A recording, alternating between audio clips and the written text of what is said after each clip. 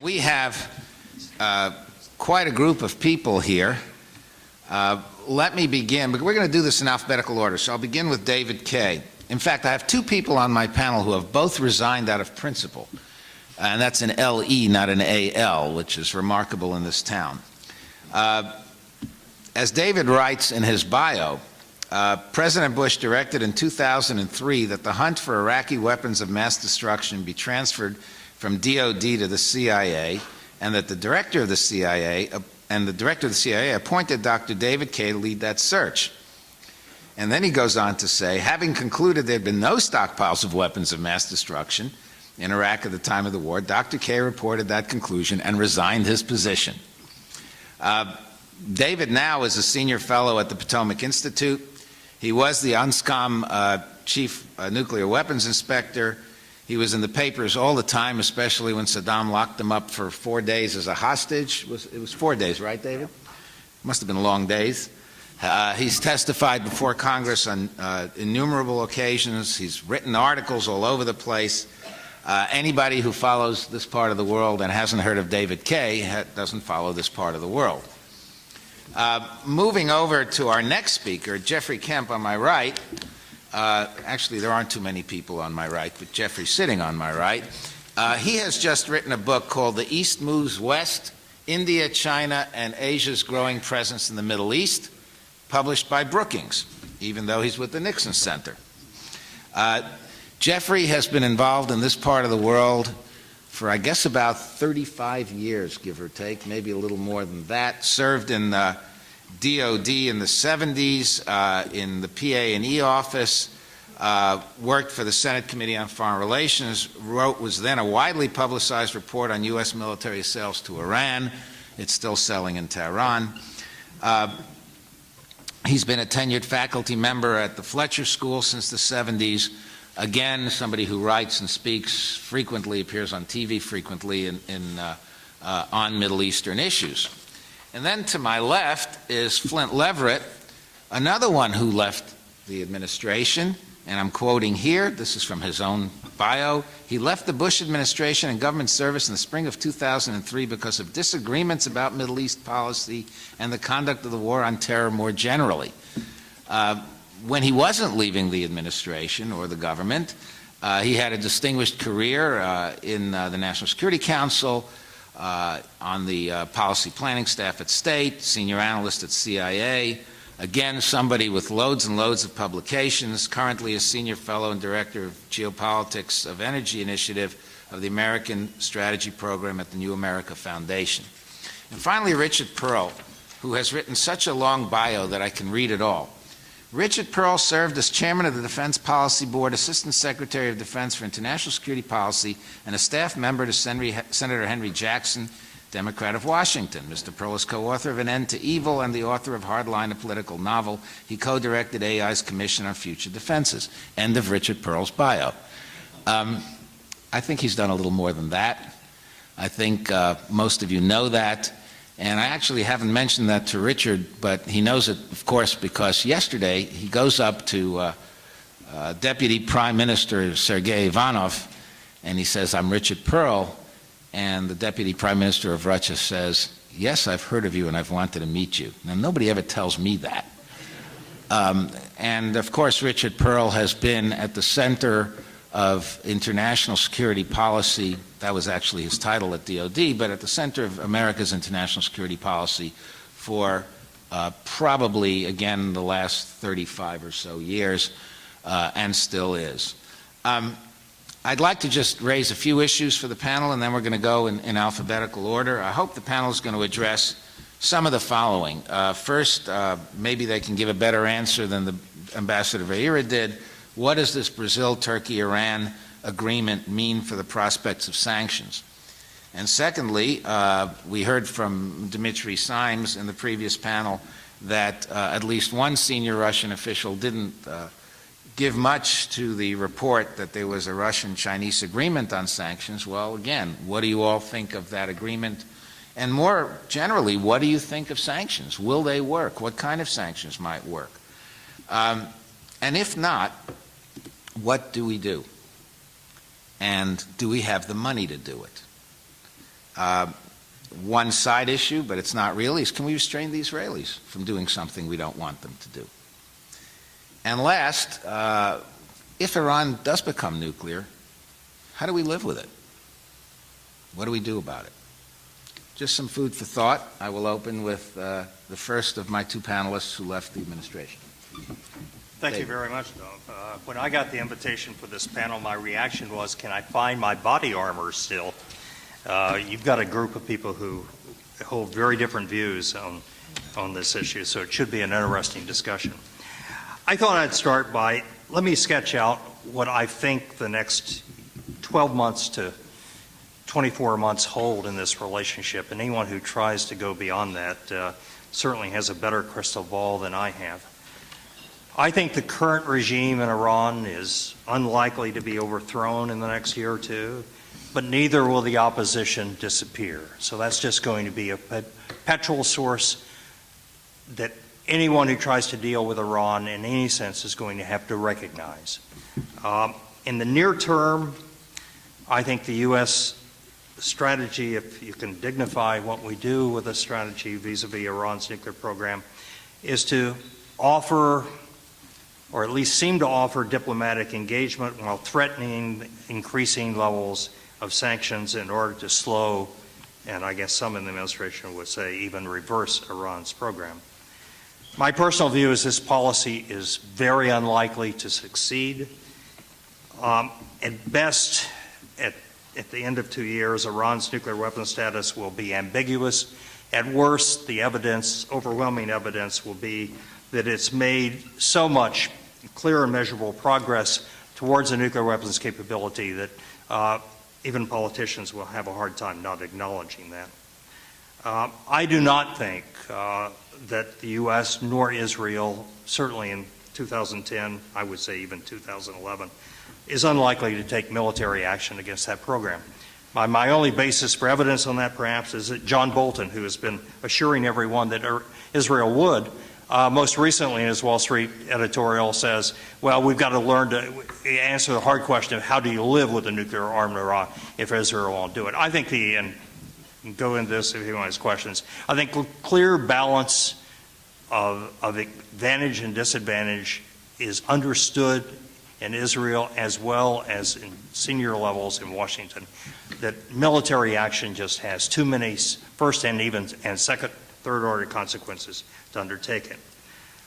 Given that, I think the Iranian position is, and I think we've seen it this week, is to continue to develop diplomatic, strategic, and economic options to mitigate the effects of any U.S.-led effort to get sanctions.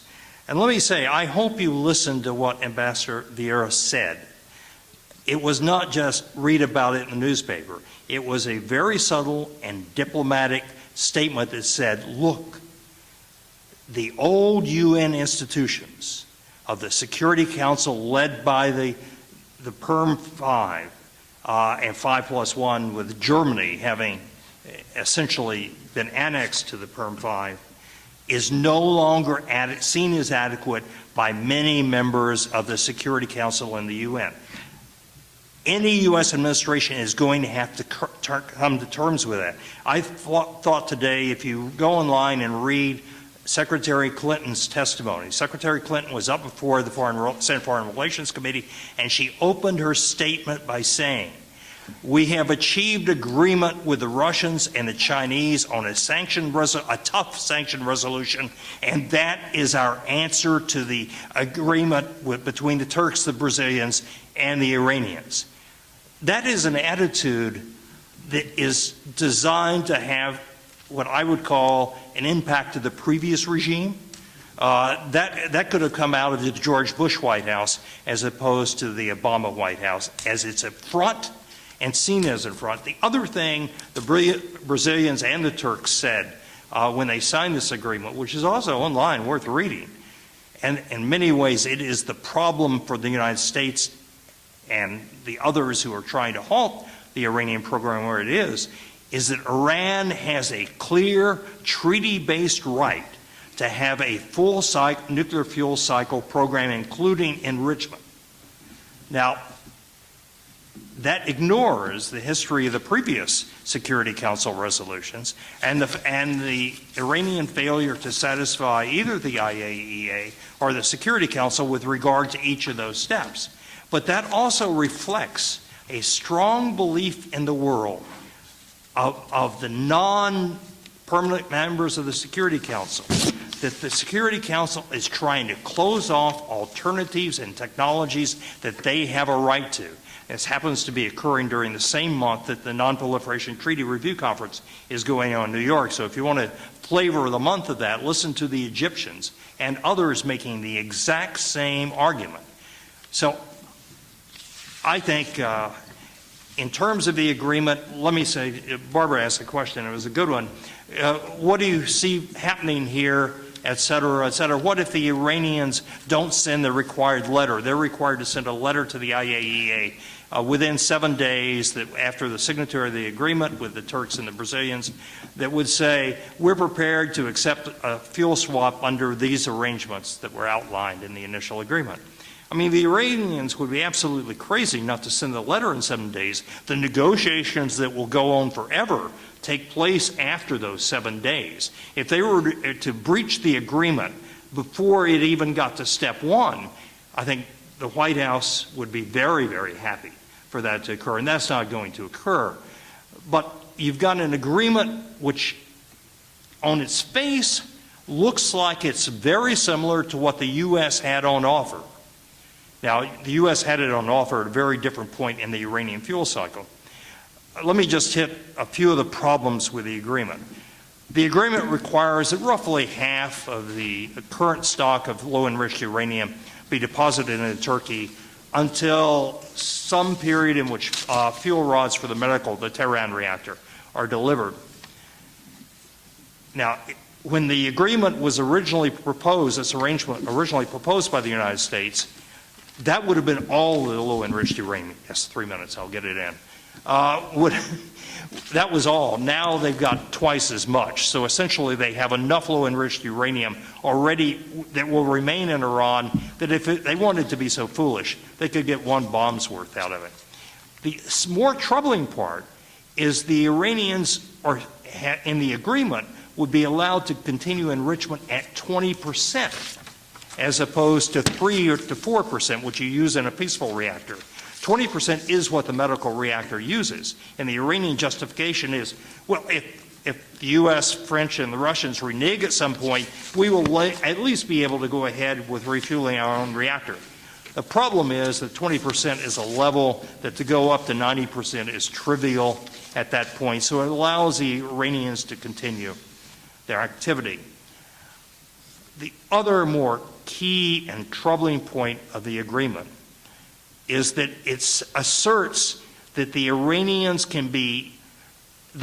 compliance can be assured by continued international agency IAEA inspection of Iran. The problem is there's virtually no one who's ever been involved in inspection that believes that inspectors will ever have the intrusiveness that we had in Iraq in '91 or after 2003, that finds out what's going on in that country. The level of intrusiveness, this is a country that for over 20 years has cheated on its non-proliferation obligations, who has clandestine facilities that only come to light after they are discovered, and that they then assert they have every right to keep them clandestine because they've not yet operationalized them. It is the time that we start to acknowledge that we're at the day after. And the real policy question is the one that Dov started to ask. What if sanctions fail? What do we do? And I think that is where attention needs to be focused. There are no easy answers, and some of the historic answers are probably misleading. As in the first panel this morning, it was said, watch transferring the lessons of Vietnam to Afghanistan. Watch transferring the lessons of Cold War deterrence and containment to the situation of Iran. There probably are some lessons you can learn with transferring. There's some that you shouldn't.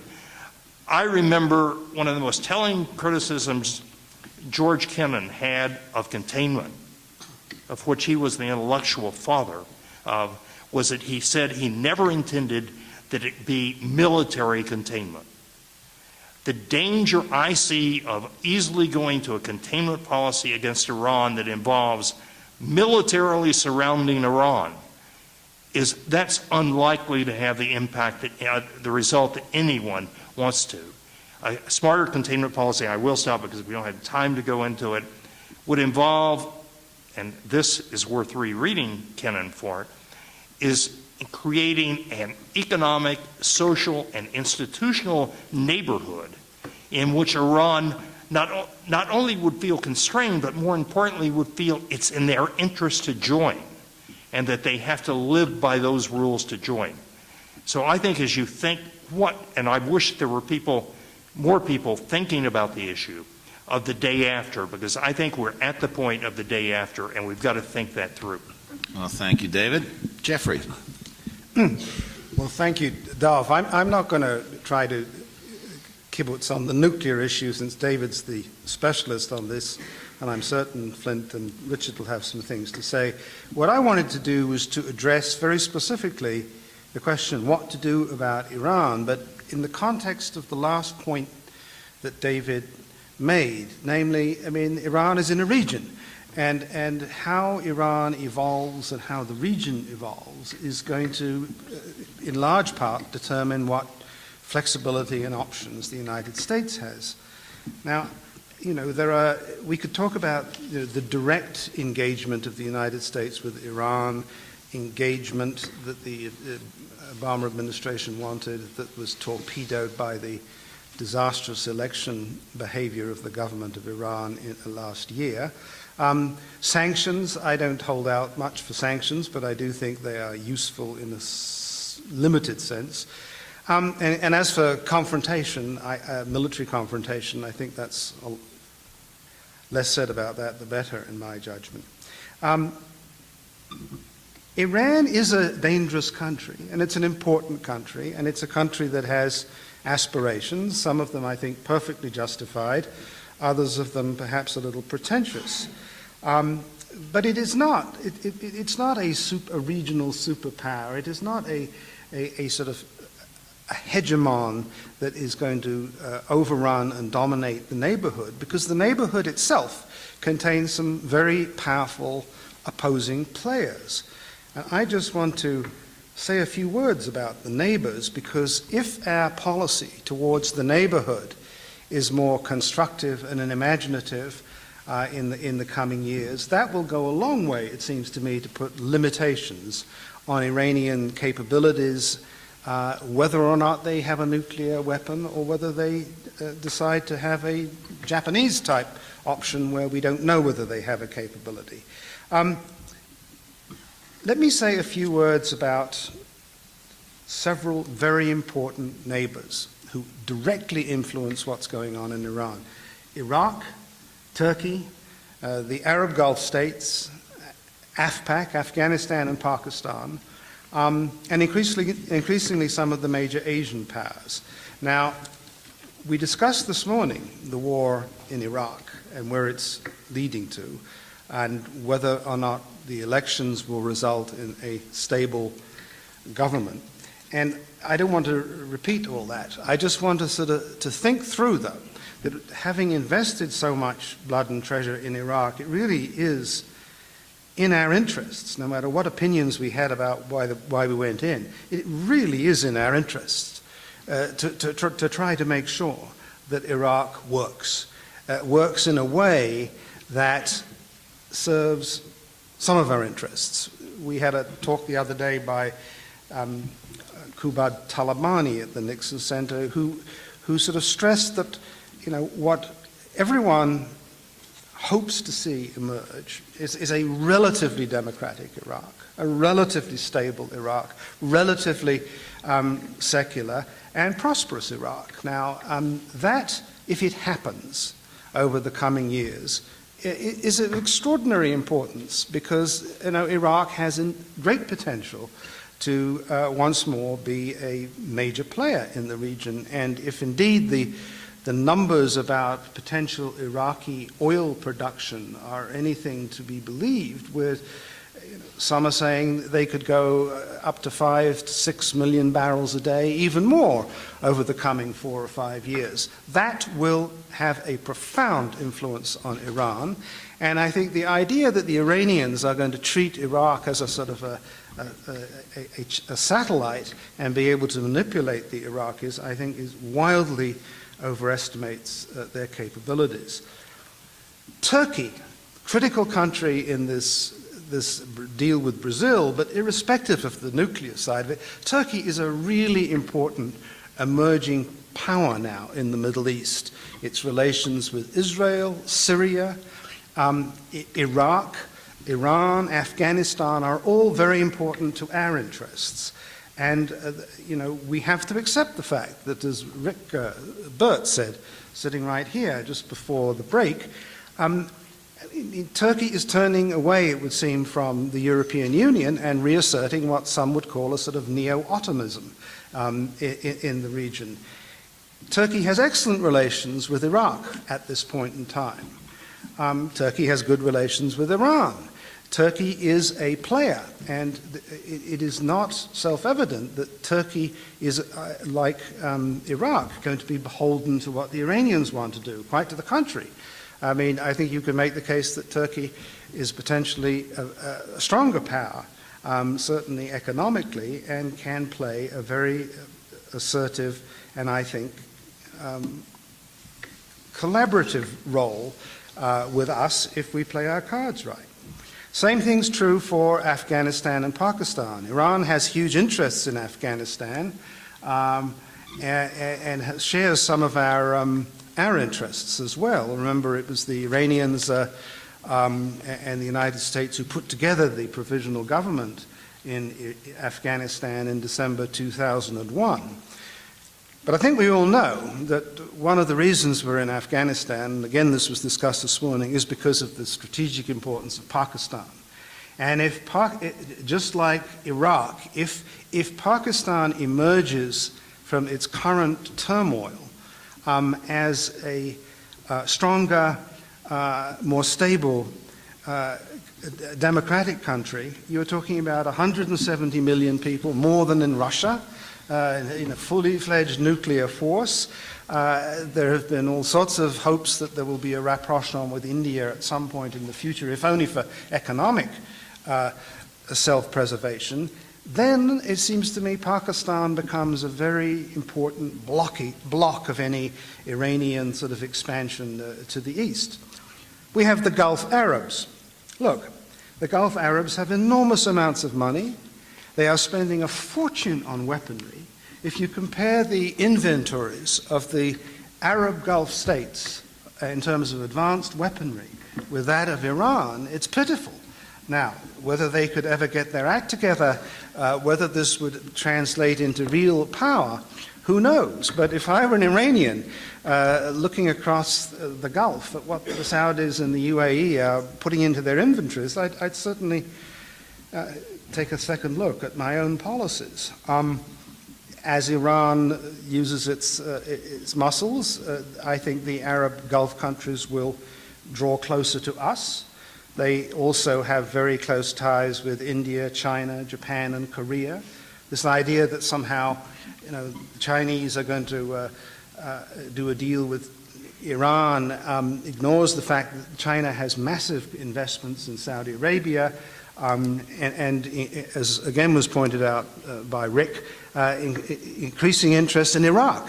So it's not that the Iranians are the only one that is looking for Asia to counterbalance us.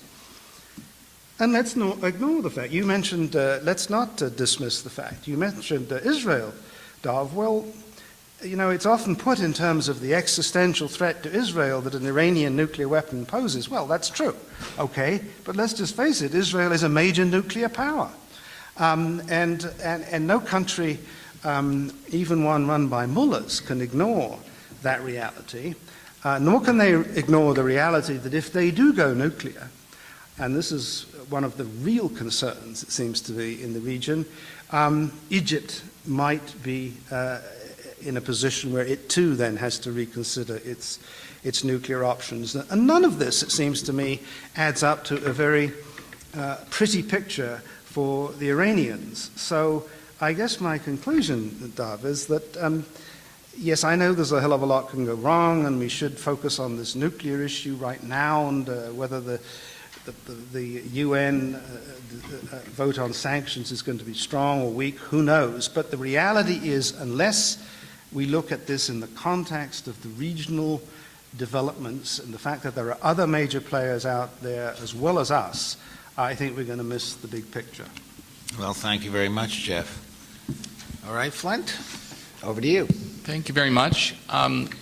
Let me start by trying to address the two questions that Dov laid out, and then I'll offer a few remarks about where I think U.S. policy toward Iran should go.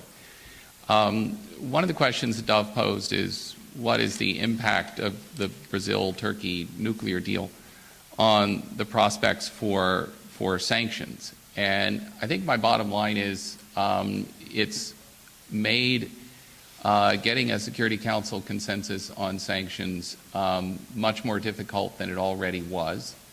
And I think if the United States continues to respond to the Brazil-Turkey deal as carelessly as Secretary Clinton has been responding to it over the last 24 hours, I think the difficulties facing the U.S. and the Security Council will only grow. I think this is a really significant development. Here you have two rising economic powers exerting very decisive political influence on a high-profile issue of international peace and security.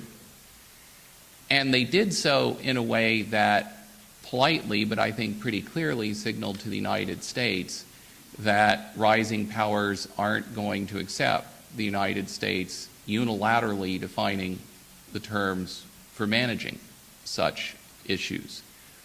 I think David Kaye's description of the clash between the U.S. perspective on Iranian enrichment and the Brazil-Turkey perspective on Iranian enrichment is accurate.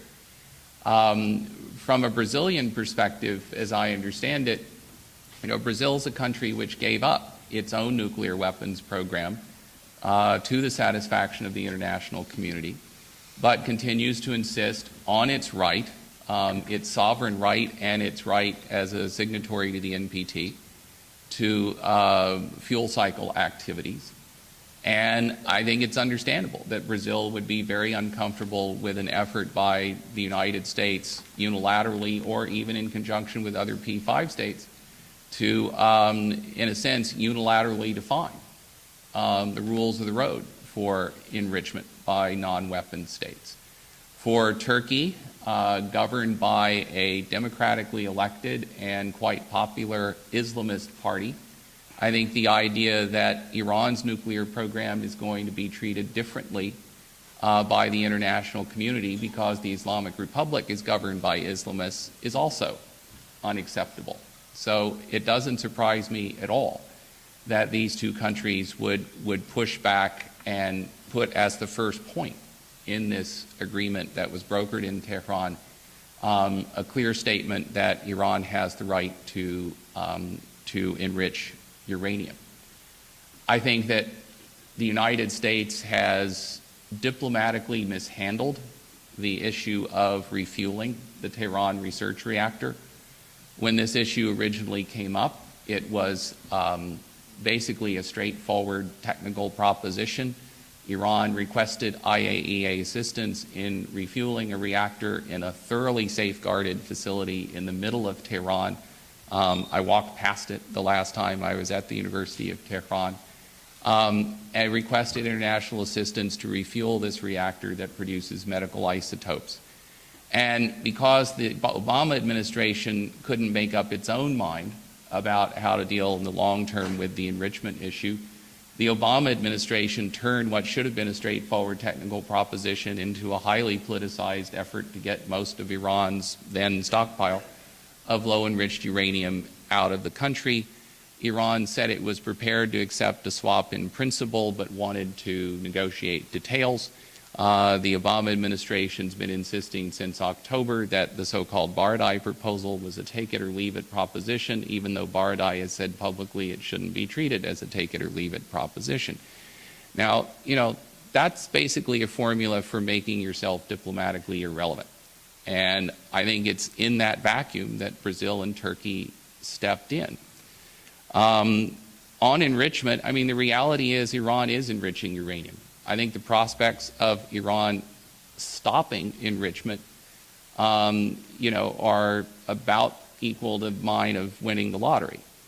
And, we ought to face reality, and we ought to stop going on this quixotic quest to stop Iranian enrichment, and we ought to instead be engaging in serious negotiations about the monitoring verification arrangements that would be in place to make sure that those enrichment activities don't produce fissile grade material for nuclear weapons. But that's that is a shift toward reality that the Obama administration has yet to make. I think if the Obama administration basically refuses to work with this, refuses to try and reach some sort of accommodation with the Brazilian-Turkish deal, China, Russia may have signed up for a heavily watered down sanctions resolution in terms of language. I don't think they're going to be rushing to move this resolution in the Security Council while there's still, the jury's still out on whether this Brazilian-Turkish deal can work. And I think the administration really does risk overplaying its hand here. In terms of whether sanctions would work, in terms of getting Iran to change its mind about the direction of its nuclear program, no, sanctions will not work. There is no conceivable set of sanctions that would be plausibly authorized by the Security Council or any unilateral sanctions that the U.S. could impose through, congressional thoughtlessness that would generate any meaningful strategic leverage over Iranian decision-making. And in fact, the pursuit of these efforts is, I think, counterproductive to what ultimately has to be a diplomatic solution to the nuclear issue, and a diplomatic solution to the nuclear issue needs to be embedded in a larger U.S.-Iranian rapprochement. So, no, I don't think sanctions are going to do anything, except maybe some bad things. In terms of where I think policy should go, since I am speaking at an event hosted by the Nixon Center, I do want to draw what I think is an important historical analogy. The United States today needs, and I underline needs, strategic rapprochement with the Islamic Republic of Iran in the same way that the United States needed rapprochement with the People's Republic of China in the early 1970s. And I think that the United States should be looking very seriously at a fundamental realignment of its relations with the Islamic Republic. At this point, the United States cannot achieve any of its high priority policy objectives in the Middle East, whether with regard to Arab-Israeli peacemaking, whether with regard to stabilizing Afghanistan or Iraq, putting Lebanon on a more stable trajectory, you name it, the United States cannot do it without a better and more productive relationship with Iran. Jeffrey laid out what I would describe as an alternative scenario where you give up on Iran and you try very hard to get all of these other pieces, Afghanistan, Pakistan, Iraq, the Gulf, you get all of those pieces lined up in exactly the right way, and then maybe you would have a chance of marginalizing Iran. I think the chances of all of those pieces lining up in exactly the right way they would need to line up for that to be feasible as a strategy, the chances of that happening are also pretty low. I think it makes consummate strategic sense for the United States to pursue rapprochement with the Islamic Republic. I think the historical record would show that over the last 20 years, a critical mass of Iranian elites, including the current supreme leader and including President Ahmadinejad, have been open to that kind of strategic realignment with the United States. And it would enable the United States to be much more effective in pursuing its core objectives in the region. And for those of our allies, I would put Israel in this category, perhaps I would put Saudi Arabia in this category, who think that U.S.-Iranian rapprochement would inevitably take place in some way at their expense. I would say think about what your strategic situation is going to be like in 5 years if the United States is seen as being even more of a failing hegemon in the Middle East than it is seen to be today. And I think if you weigh that against the benefits of U.S.-Iranian rapprochement, for me, it's not really a hard choice which option makes more sense. And I'll stop at that. Thank you. Well, thank you very much. Richard Perle.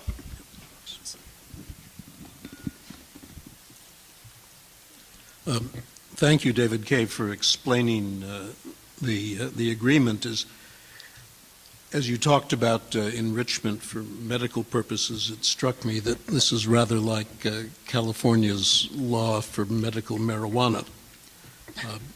One is entitled to doubt that the whole story is told by the stated purpose. I want to throw out a few propositions, and then we'll have an opportunity to discuss them.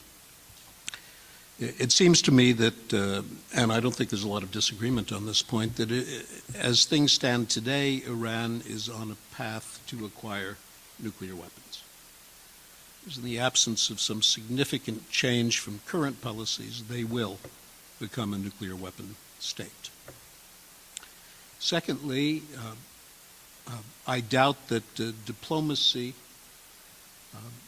will lead Iran to abandon its nuclear ambitions. That's the only objective worth defining through the diplomatic process.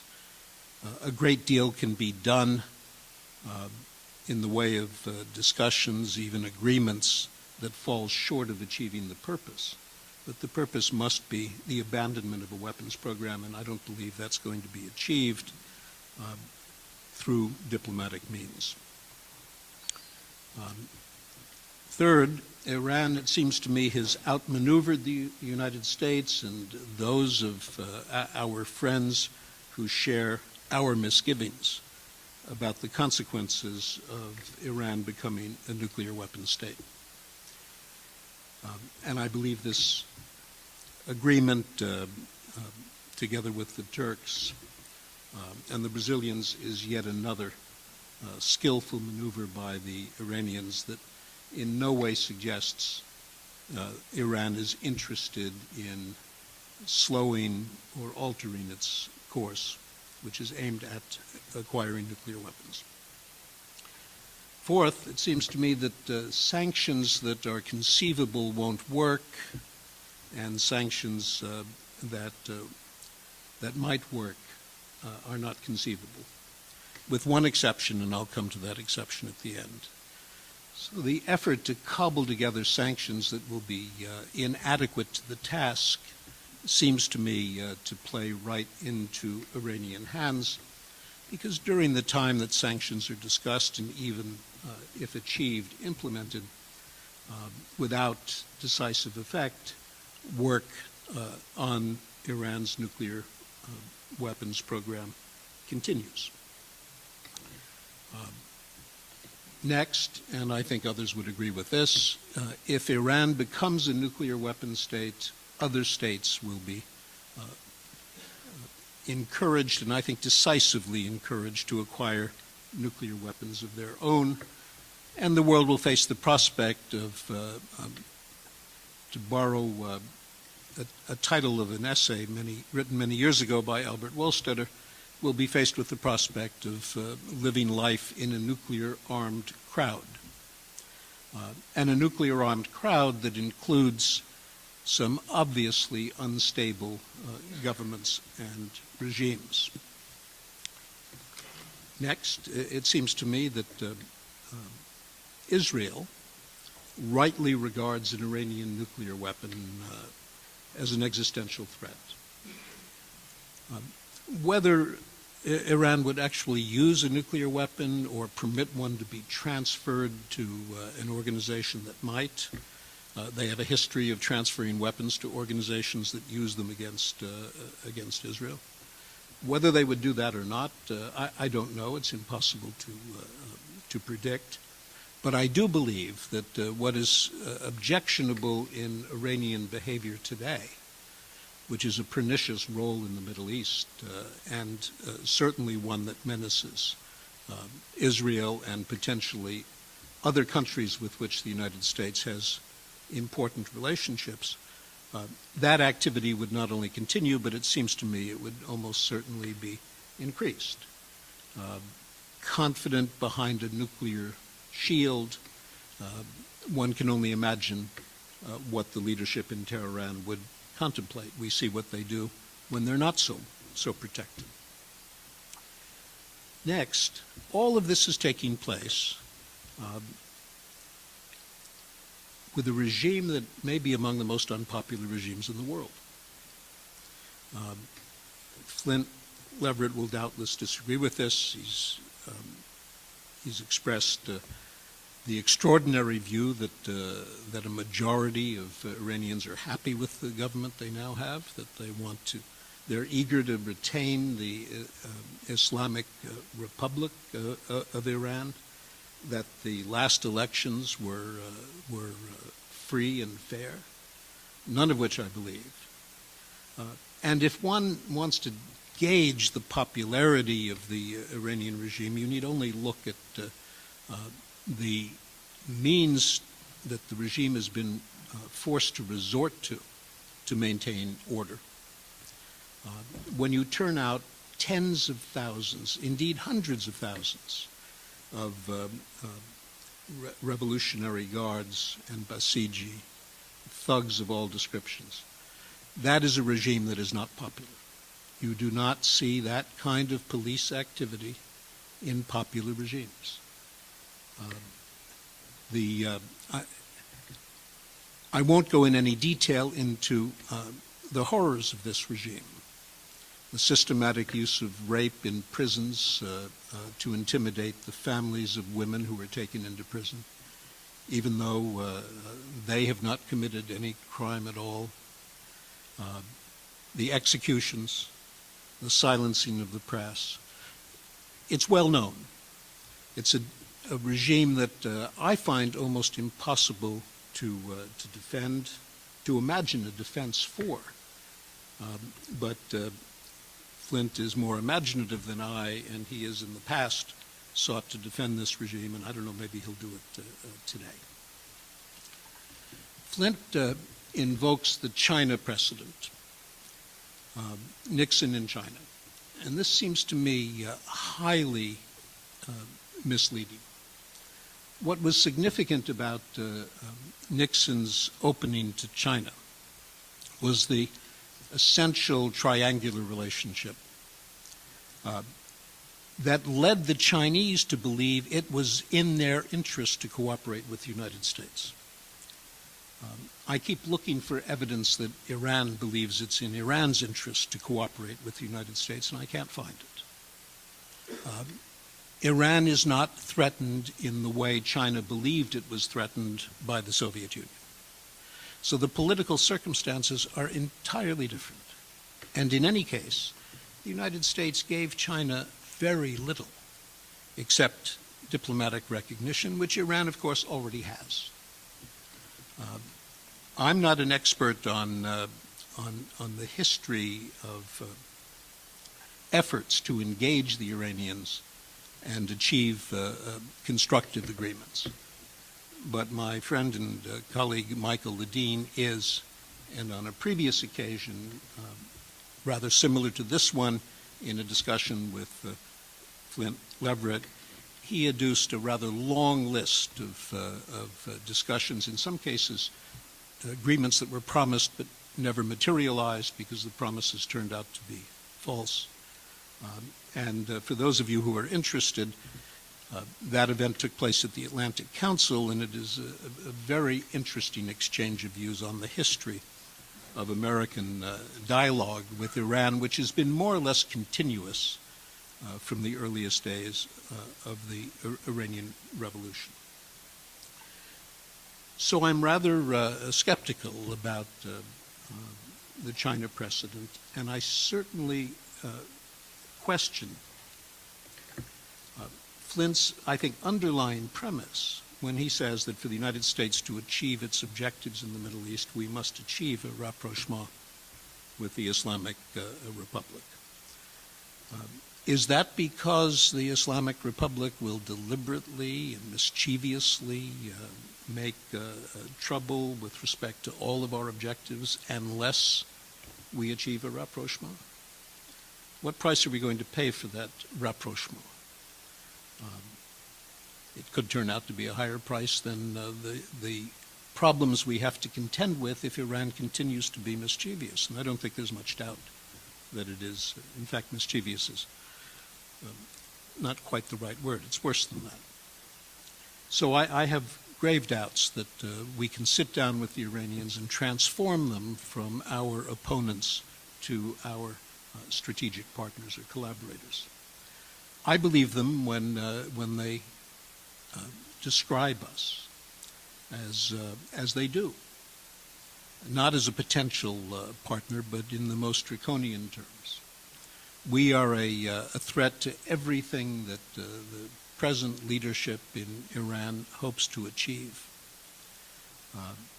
Its religious objectives, for example, its millenarian view, we represent the opposition. And I don't believe the circumstances are going to permit the kind of agreement Flint has in mind.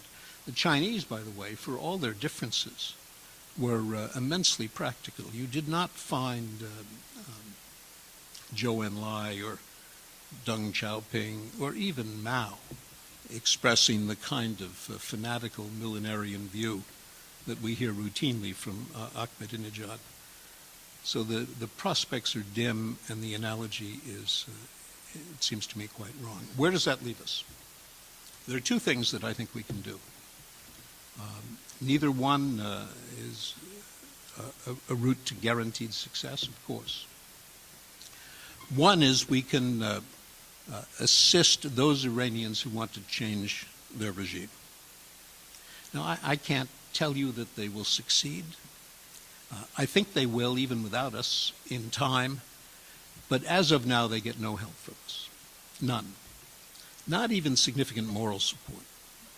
And it's damn difficult under those circumstances when people are subjected to the brutality of the regime to organize an effective resistance. And they've done remarkably well, considering.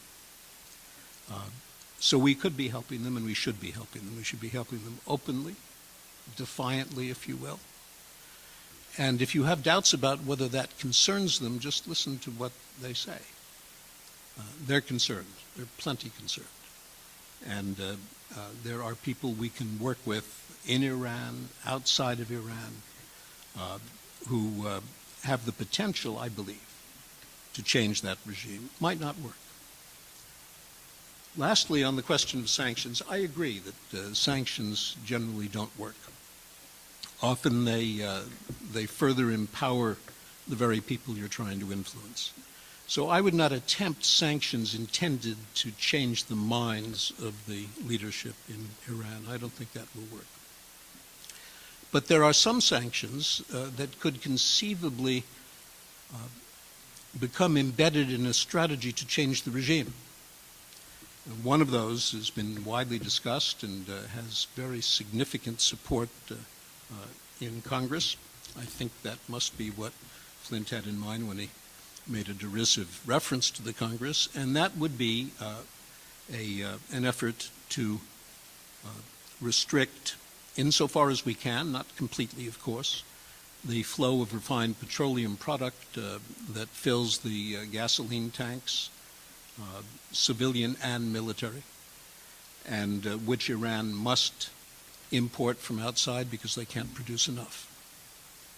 And if we could accomplish a significant measure of that, and if we were to have the good fortune of an accident or two at one of the 4 refineries in Iran, not inconceivable accident, we've had them here, that could produce a really dramatic shock, and very possibly a shock that would help bring down the regime. There comes a certain point when a regime is loathed and despised, when action against it does not cause people to rally to the regime, but causes them further to condemn the people who have put them in that situation. And I think we may be near that tipping point in Iran, and if people can't fuel their automobiles, that might bring it a little bit closer. So I would hope we would give some serious consideration to those measures, and least of all, cave in and accept that it is inevitable that we must live with an Iran that behaves as Iran behaves across the board, and that has nuclear weapons on top of it. Well, thank you very much. Seeing as you're all in such agreement, my thought is that I'll give, in the course of questions, members of the panel the chance to make some comments with reference to what other members of the panel said. I'd point out to you 2 things before I throw it out for questioning. One is, there seems to be agreement across the table that current policy is not working. Now, the solutions are different, clearly, but no one, I heard, rally to the current policy, to support of the current policy. The other point I think is important in light of the discussion we had in the previous panel about globalization. The argument's been made that because of globalization, countries are getting less nationalistic, and I certainly didn't hear that in this panel. Whether you talk about Iran itself, neo-Ottomanism, which doesn't sound globalized to me unless it's under Turkey, references we've heard to neo-Tsarist policy, which isn't terribly globalized, Iraq, Egypt, Brazil, China. None of these countries seem to be any less nationalistic now than they were a decade or 100 years ago, frankly. So we need to distinguish to some degree between economic globalization on the one hand and political nationalism, which in what was Eastern Europe, certainly in the region we're discussing today, in East Asia as well, doesn't seem to be getting any weaker. Quite the contrary, actually.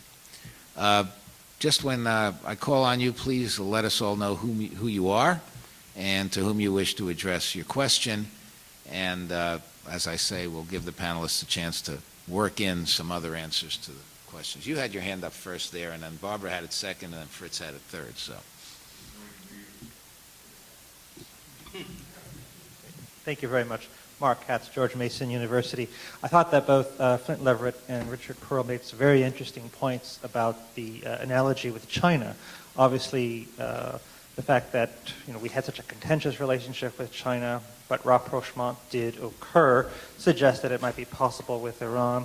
But Richard Perle pointed out, I think very well, that part of China's motivation was obviously our common fear of the Soviet Union back then, and we don't seem to have in other words, a common fear with Iran. And I'd just like to ask both of you what you think of the possibility. Does the Iranian regime not fear Sunni radicalism? We hear these reports, and they're sort of buried in the news about, bombings in Isfahan, that rebel activity in Baluchistan by Sunnis, and that the Iranian government always, of course, blames America, Britain, Israel, because they don't seem to dare blame these things on their fellow Muslims.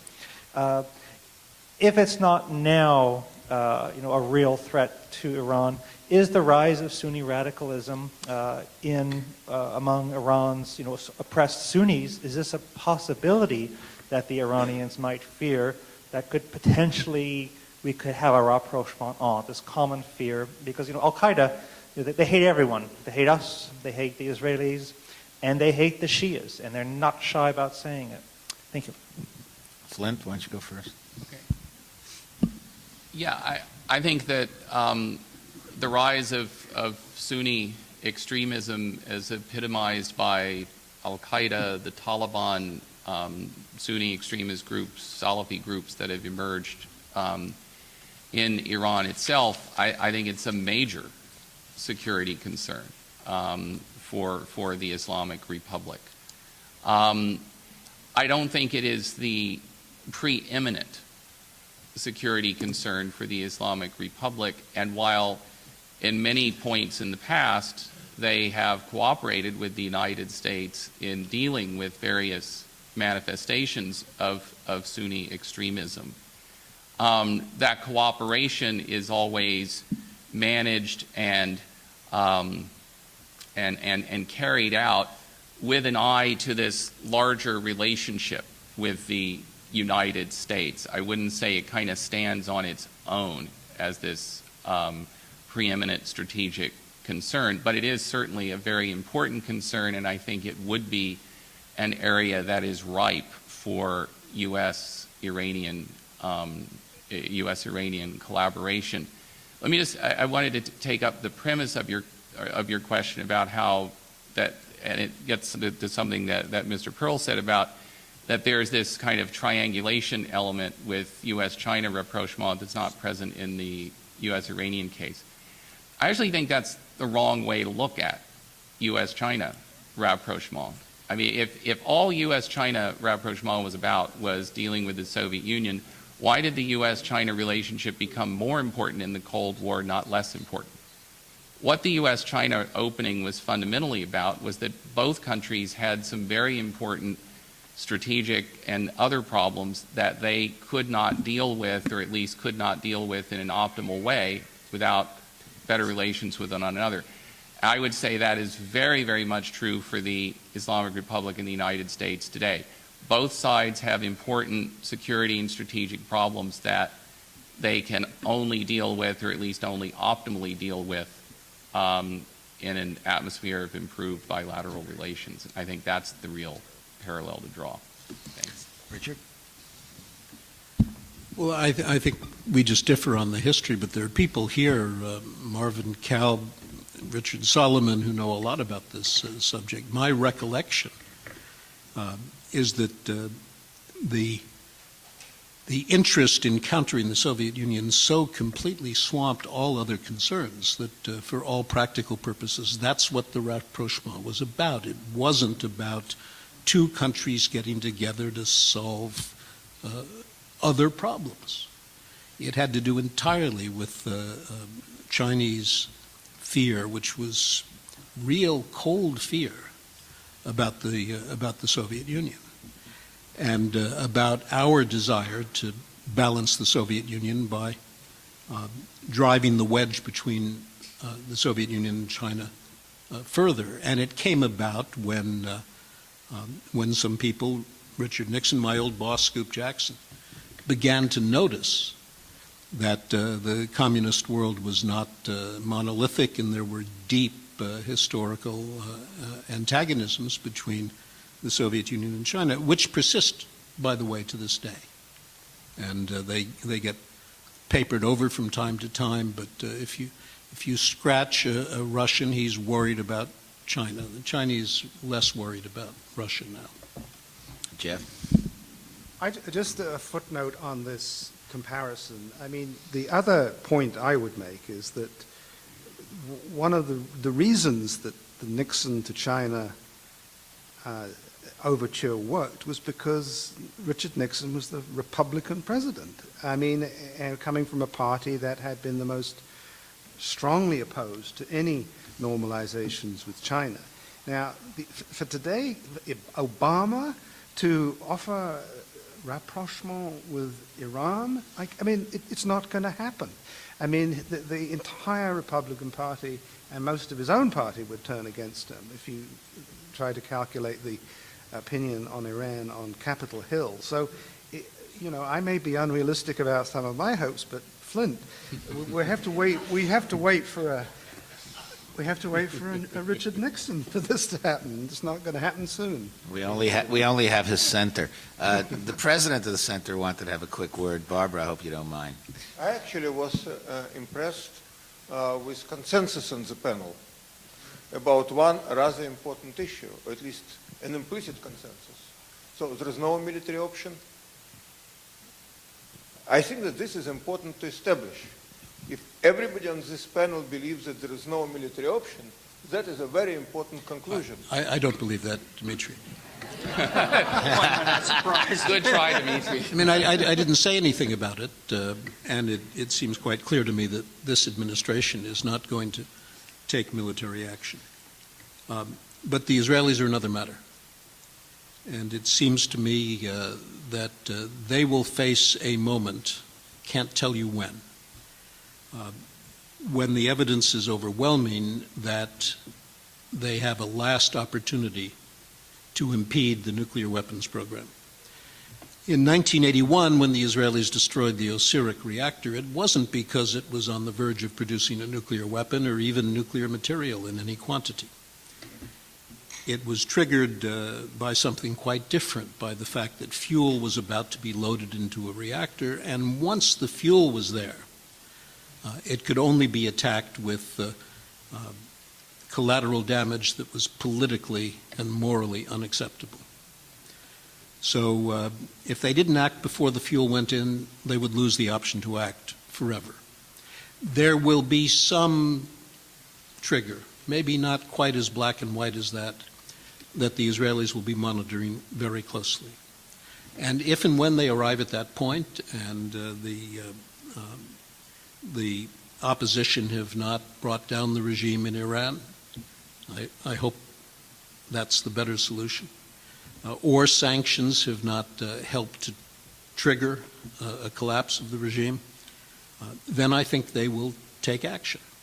And I think they're investing a lot of money and time and energy in preparing themselves to do that. They're training constantly. They're developing new weapons for that purpose. And we all hope it's unnecessary, but I believe they're capable of setting the program back sufficiently so that if you believe that it is the threat the Israelis believe, it is the least bad option. Barbara. And do identify yourself. Thank you, Barbara Slavin. Two questions. Flint, Jeff Kemp has said there's no way Obama is going to do a Nixon to China with Iran. What makes you continue to think that this Iranian government is really interested in negotiations and an agreement with the United States, given its domestic political problems, the fact that this Brazilian-Turkish agreement is already being criticized by Iranians to the right of Ahmadinejad as well as to the left? And to Richard Perle, given the sorry history of U.S. involvement in regime change efforts in Iran and other countries, Iraq I would mention as well, why should the United States overtly support the opposition movement in Iran? How would that help them? Wouldn't it really undercut them? And are you proposing to find a Chalabi for Iran? Thank you. Flint, I guess you got the first question. Okay. Yeah, I mean, He's on the next panel.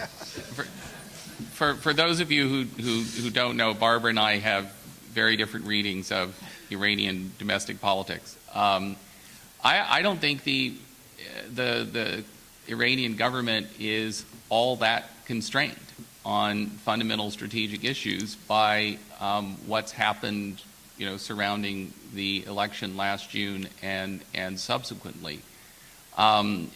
It's become this kind of mantra among Iran analysts in the United States that the system is too divided to have a coherent strategy or to take important decisions. Well, they have pursued a coherent strategy on the TRR. They have gotten this Brazilian-Turkish mediated deal, and when push came to shove, they took the critical decision to accept it.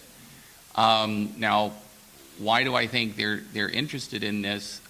They say they're interested in it, up to and including the supreme leader, who continues. I mean, they're not interested in it at any price. They're not interested in it at what they would consider, a surrender of their sovereignty on important subjects.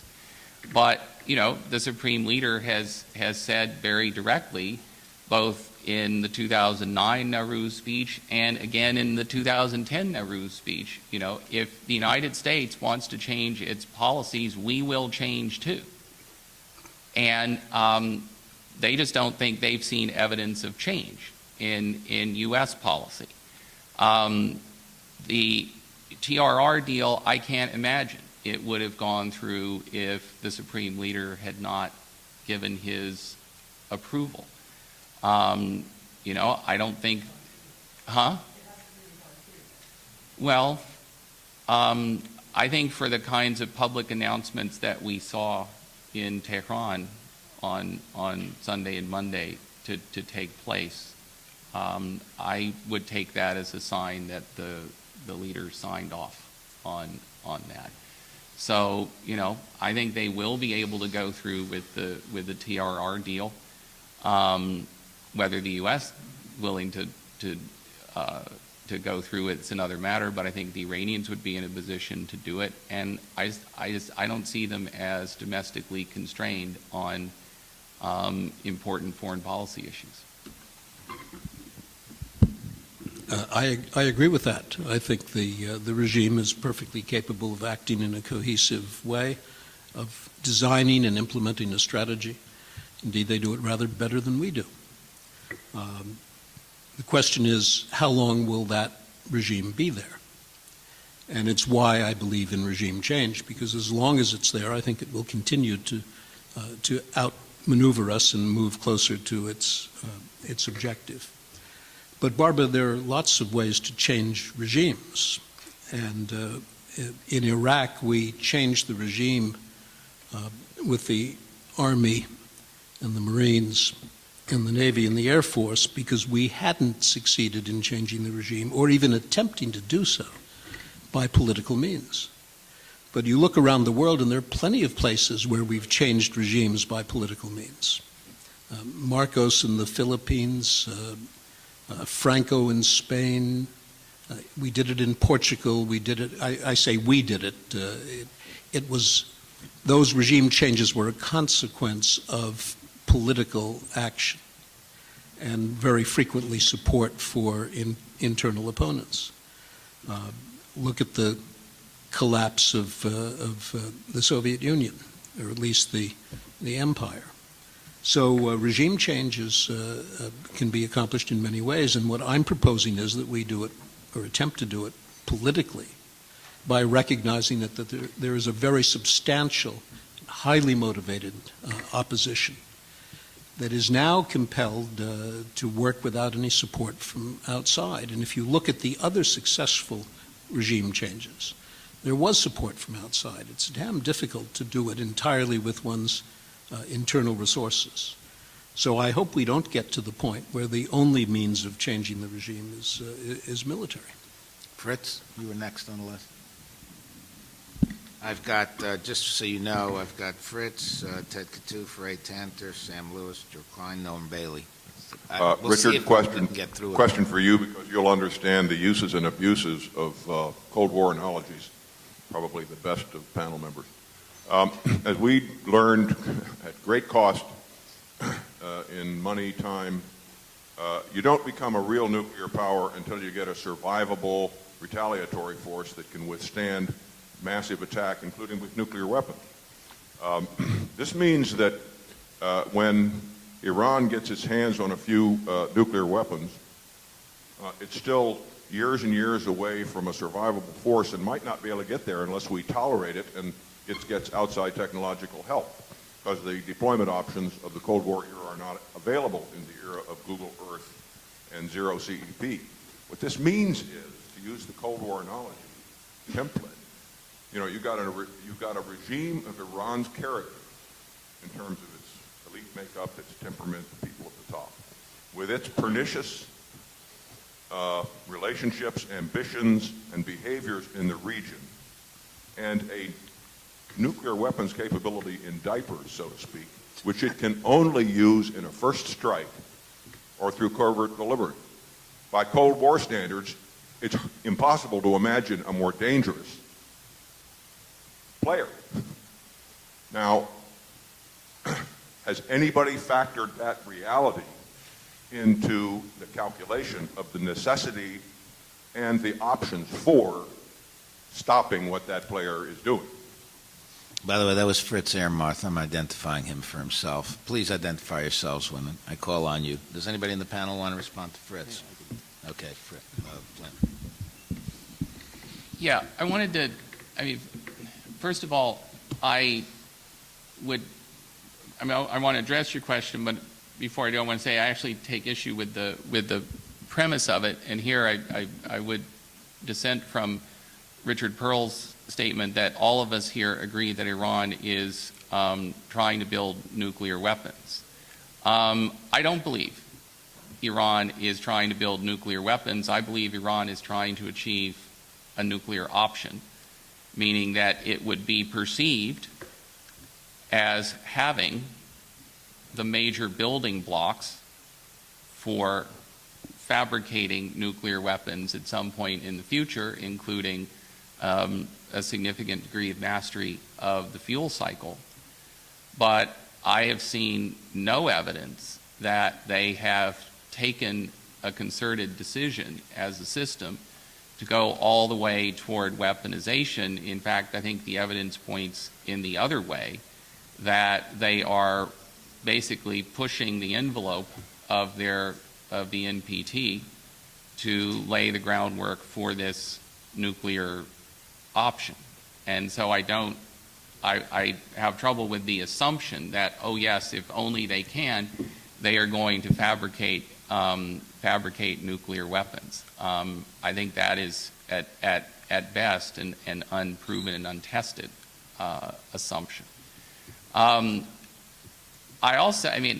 think it's very easy to make facile assumptions about the mindset of the people in charge of the Islamic Republic. But if you actually look at the historical record of Iranian foreign policy particularly since Ayatollah Khomeini died, I think this is a system which basically thinks about its foreign policy in terms of material national interests. This is a country that has no significant ability to project conventional military power beyond its borders.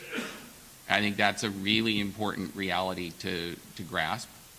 And I think that they want this nuclear option as a kind of last-ditch deterrent. They have 15 neighboring states. Not one of them is a natural ally. Several of them have been used as platforms for hostile actions against the Islamic Republic. And they think they have some major security problems to deal with. Unless you have, I think it would be a warped view of Shia Islam and this supposed millenarian tendency in Shia Islam that the Islamic Republic as a system is prepared to make Iran the first suicide nation in history. I think the idea of nuclear first use by the Islamic Republic is really fanciful. David. Yeah, I'm beginning to feel like Joe Biden during the political campaign, so let me respond, the primary campaign. Fritz, I think you raise an interesting point which provides one of the unexplored areas of dialogue with the Iranians.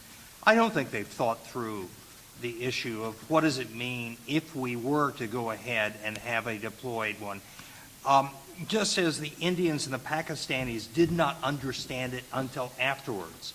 or, and you know the history better than I did, the dialogue with the Soviets about what were the real elements of stability and understanding that dynamics, which was part of the dialogue between the two countries in the 60s and the 70s.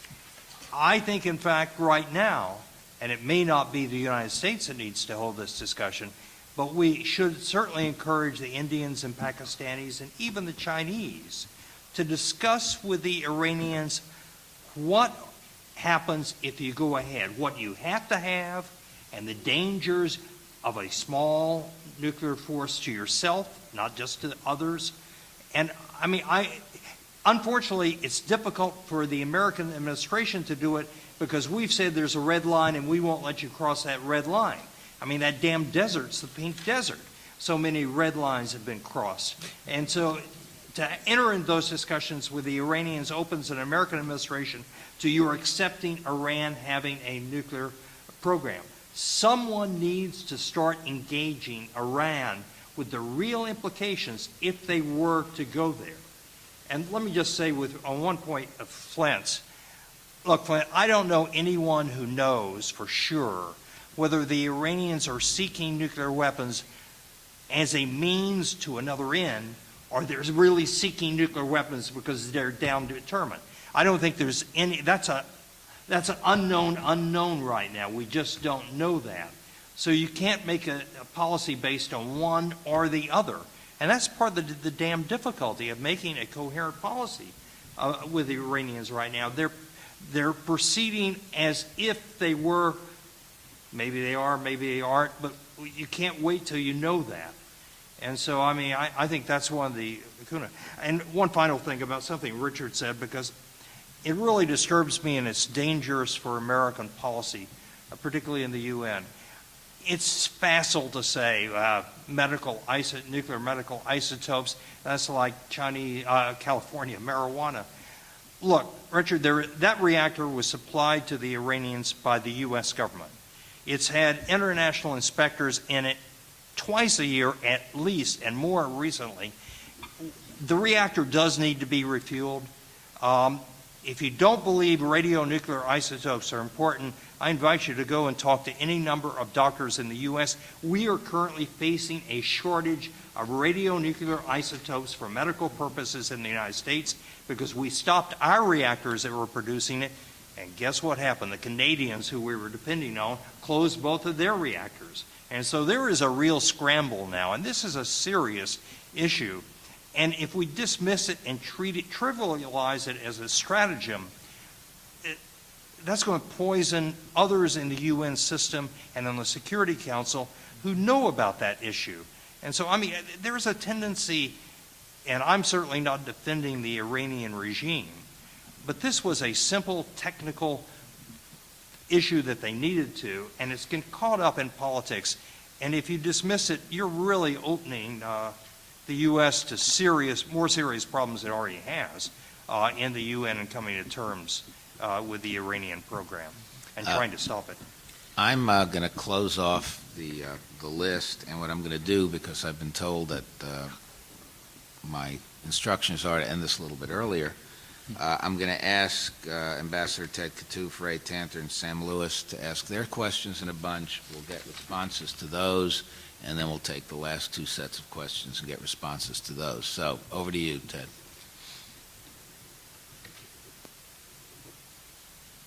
Yes, my question is for Richard Perle. If by some miracle we could get an embargo on refined oil products, petroleum products to Iran, the regime is unlikely, I believe, to just allow itself to be strangled. Henry Kissinger once said famously during the Arab oil embargo, if somebody has their thumbs on your windpipe, something to the effect that you act forcibly to save yourself. So could you, as a long-time national security strategist, play out a scenario in which, briefly, and how Iran would probably respond in the Gulf in terms of maybe trying to stop oil from getting out of the Gulf, using Hezbollah, making mischief in Iraq, Afghanistan, and the like? Ray Tanter, up here. We're going to do 3 questions in a row. Ray Tanter, Georgetown University. Hi. On one hand, I think Richard Perle has made a good point about putting regime change on the table, because it says to the Iranian regime that there are costs to pay for the various kinds of actions it's taken. On the other hand, I don't think it's necessary for the United States to give overt support or even covert support. All the United States has to do is to take the National Council of Resistance of Iran and the Mujahideen off the U.S. foreign terrorist organizations list, consequence of which would allow for immigrants around the world to provide leadership to the Iranian street. The United States could take a hands-off policy thereafter and get out of Iranian politics. So I think regime change ought to be on the table, but it should not be directed in any way by the U.S. government. And since this is supposed to be a question, not a do you question. agree? Ambassador Sam Lewis is next. And no, you're in the next batch. I haven't forgotten you, don't worry. I think Dimitri started the question that I was going to ask. I think Richard is right in stressing the Israeli dilemma we haven't heard very much about. Whether or not it's rational, it is seen as something that is very existential that could happen, and it's hard to swallow that if you've got numbers on your arms, as many Israelis do. My question is this: let's suppose for a moment that everything else has failed over the next couple of years, and the Israelis do become convinced that it's not just getting the equipment ready to produce a weapon, but in fact they're in the process of producing it. And that's not too hard to imagine. And the question really is, what would the United States president do, or what could he do to stop them if became convinced they were going? I'm not sure they'll ask us, but I think you would know it was about to happen if we're smart. What would any of you think he could do or would do to stop them in that eventuality? 2 of the questions were to you, Richard, so why don't you go first?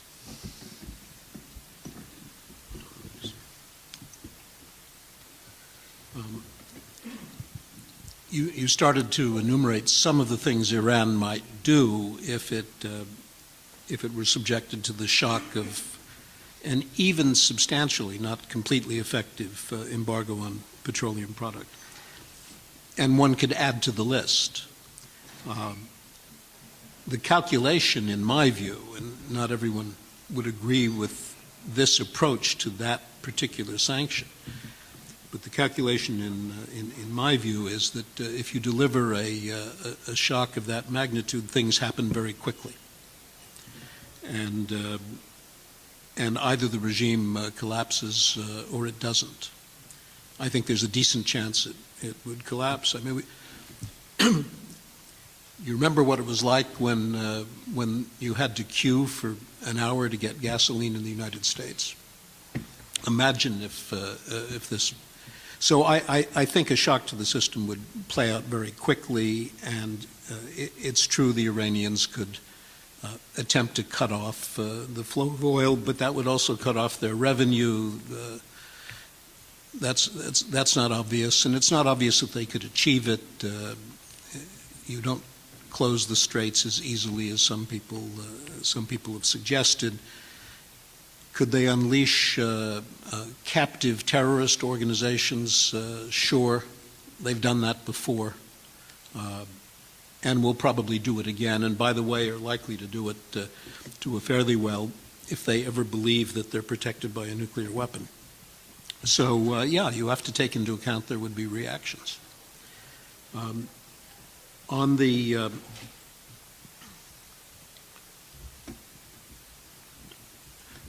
I'm sorry. The Israelis. On what the Israelis think? How to deal with it, really, was the question. Well, I would hope, Sam, that if we became persuaded that the Israelis were about to act, whatever we thought of the wisdom of that, we would consider that the worst of all possible outcomes would be a failed Israeli action. And we would therefore do what we could to see that it didn't fail. I mean, I think you can change policy very quickly in a situation like that. You know, you didn't want it to happen, but now it's going to happen, and suddenly you recalibrate, or at least I hope you recalibrate. In that event, I think we might reconsider whether our opposition carried forward would be helpful or harmful.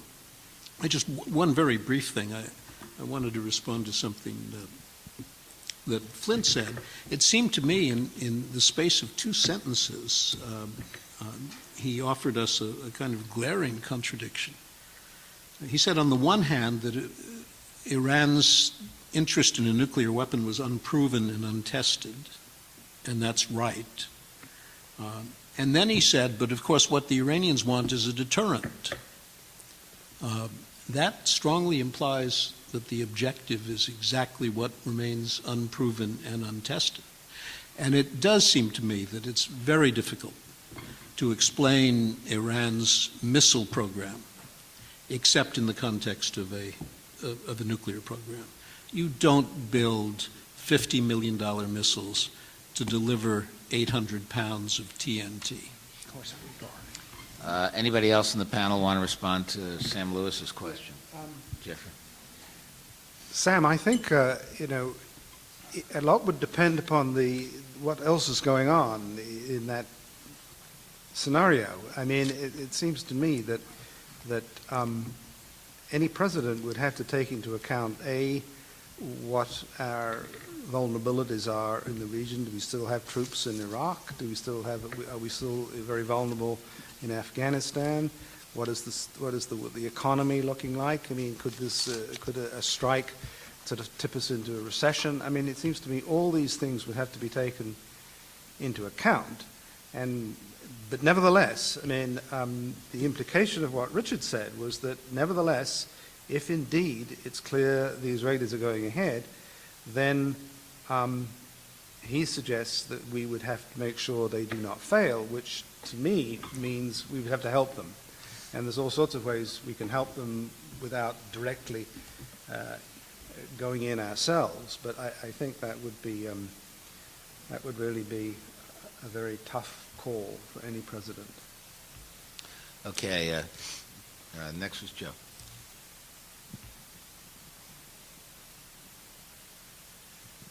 Hi, Joe Klein from Time Magazine.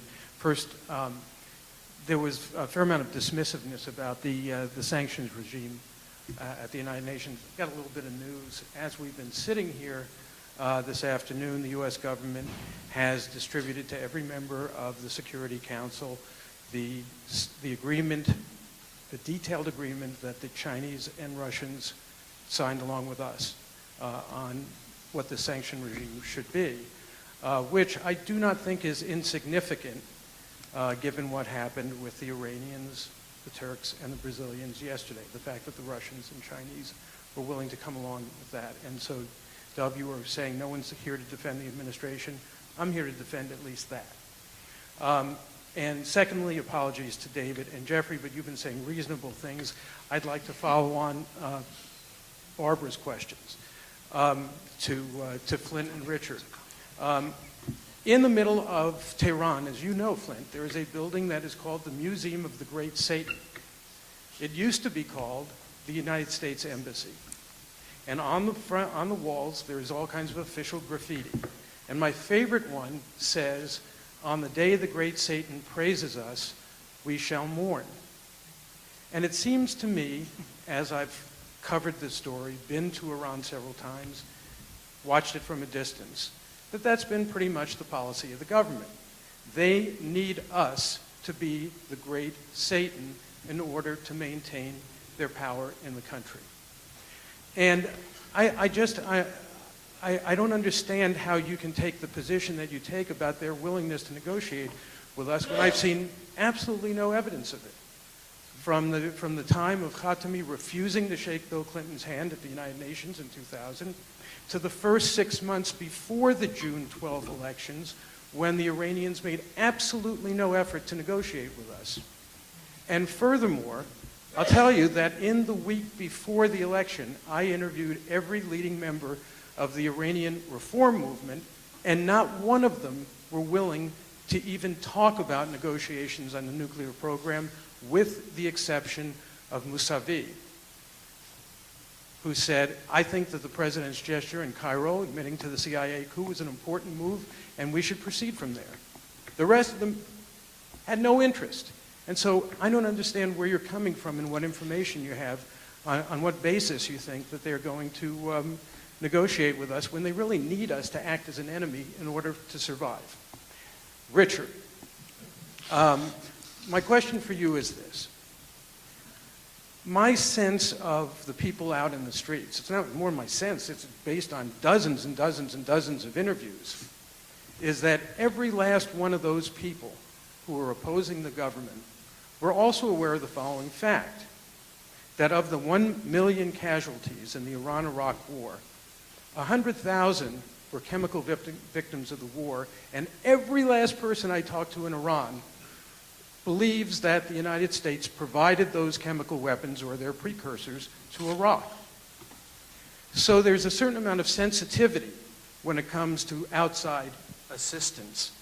I put assistance in quotes.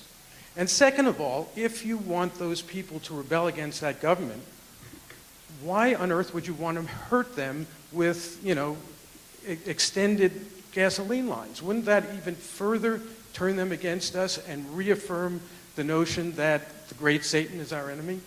Thanks. Thank you. Norm Bailey's going to have the last question. I would point out, Joe, that while you supported the administration's policy, my point was simply that none of the four speakers did. And I don't think anybody disagrees with me. It was just an observation. Dov, I've heard of you, and I've always Norm wanted Bailey. to meet you. Now somebody said it to you. Norman Bailey, Institute of World Politics. This administration is certainly not going to attack Iran militarily. As a matter of fact, I believe they have already decided that they can live with a nuclear Iran and intend to do so. I can't imagine any rational Israeli government attacking Iran's nuclear facilities, which are heavily hardened. If I were running the Israeli government, I would attack the soft targets. I would cause Iran to stop to existing as a functioning society. I'm talking about oil facilities, electric production facilities, ports, airports, et cetera, and let the various ethnic minorities in Iran, which altogether, incidentally, are a majority, and all of which hate the Persians, cause Iran to fall apart as a country. All right. I don't care. I'll take a commission, BB, if you want to take it. I don't care which you guys wants to go first. You've had some interesting questions put to you. Let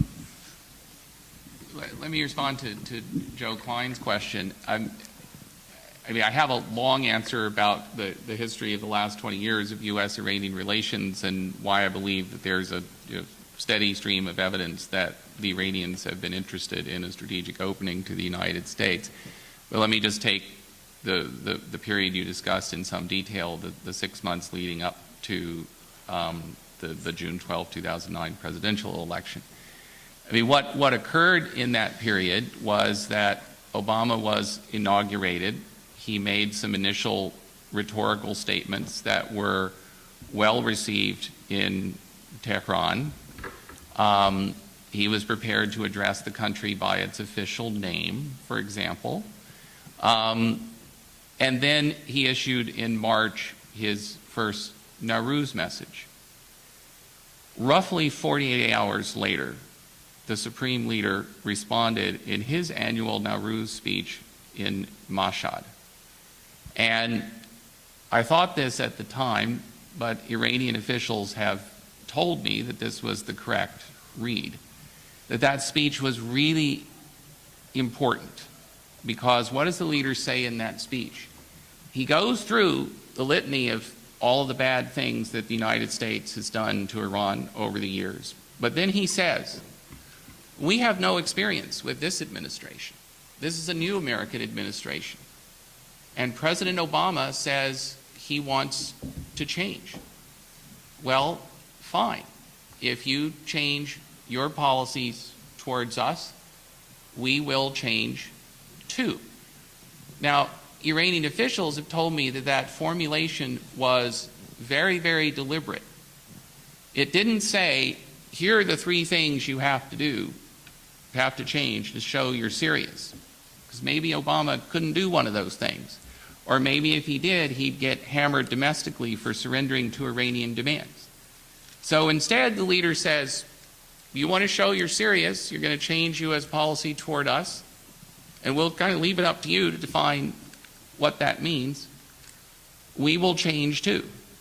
And from an Iranian perspective, from that time on, there was no substantive change in American policy toward the Islamic Republic, and activities that the U.S. had been carrying on under the previous administration, including U.S. support for groups carrying out activities meant to destabilize the Islamic Republic, those activities continued after Obama took office.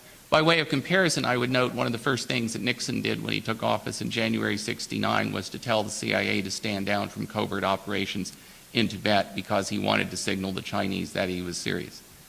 The Iranians were looking for a signal that Obama really meant it. From their perspective, they have never received it.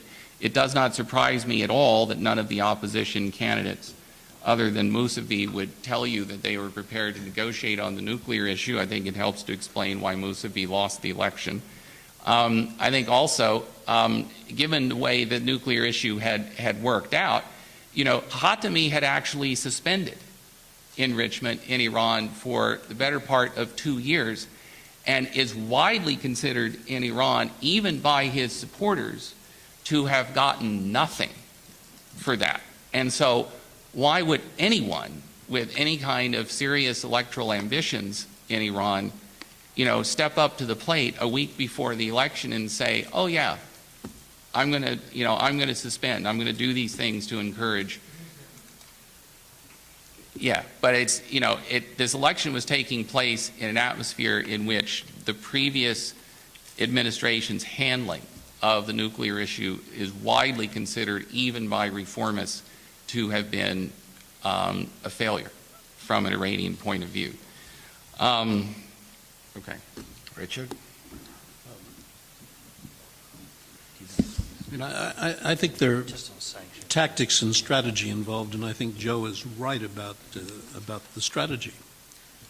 They need us as the canonical enemy in order to retain power, and the rest is maneuver. And they're rather better at it than I have, and they take in our officials all the time, and they even take in policy analysts from time to time. Why would a petroleum embargo produce sympathy for the United States? I think you can get to I can't prove this, of course, but I think you can get to the point where people say this regime is so badly handled itself that we are now being victimized even by the outside world. I remember 2 presidential campaigns, the last one and the one before that, in which an appeal was made to the American voter that because we had become unpopular abroad, we should change our administration. Regime change because we had spoiled things with our friends and our allies. It's the same phenomenon, and it more or less worked. People came to the conclusion that we were responsible for the disapprobation of others. If you add to that the sort of immediate shock effect of grinding the country to a halt or close to a halt, it's a gamble.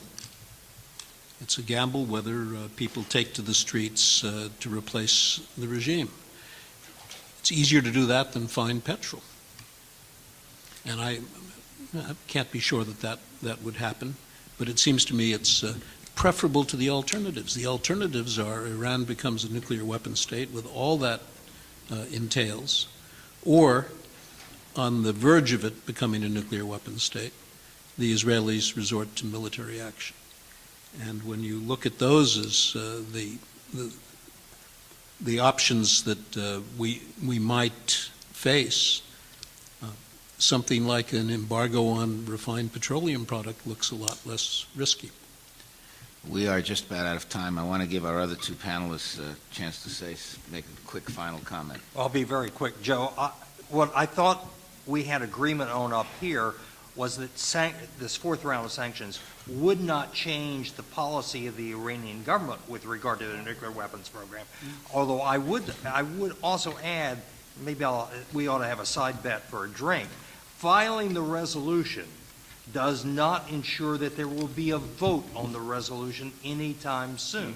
And the new dynamic, if the Perm 5 were to press for a vote right now prior to negotiations on the Turkish, Brazilian, Iranian program, you would have, you might be able to do it, but boy, the consequence would be horrendous that I don't think anyone would responsibly do it. So, I actually think we have two trains that just happened to pass. My personal advice would not have been, if asked, would not have been today, the day after the meeting with the Turks, Brazilians, and the Iranians, to circulate the resolution. I think that's going to be seen as a slap in the face of those who are not the Perm 5, but, they didn't ask. Jeff, last word.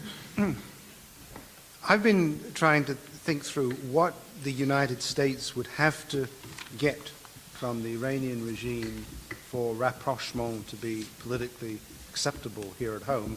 And it goes much beyond ending the nuclear weapons program. It would require the recognition of Israel, the end of military support for Hamas and Hezbollah, and to end direct interference with Iraq and Afghanistan. I simply do not see the regime in Tehran accepting those terms. I just can't believe they would do that. So therefore, my prognosis for the next year or so is there will be no rapprochement. There will probably be no use of force either.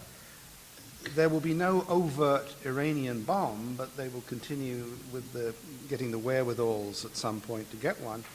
And that what you will see is a steady improvement in the U.S. military-to-military relationships with key countries like Israel and the Arab Gulf.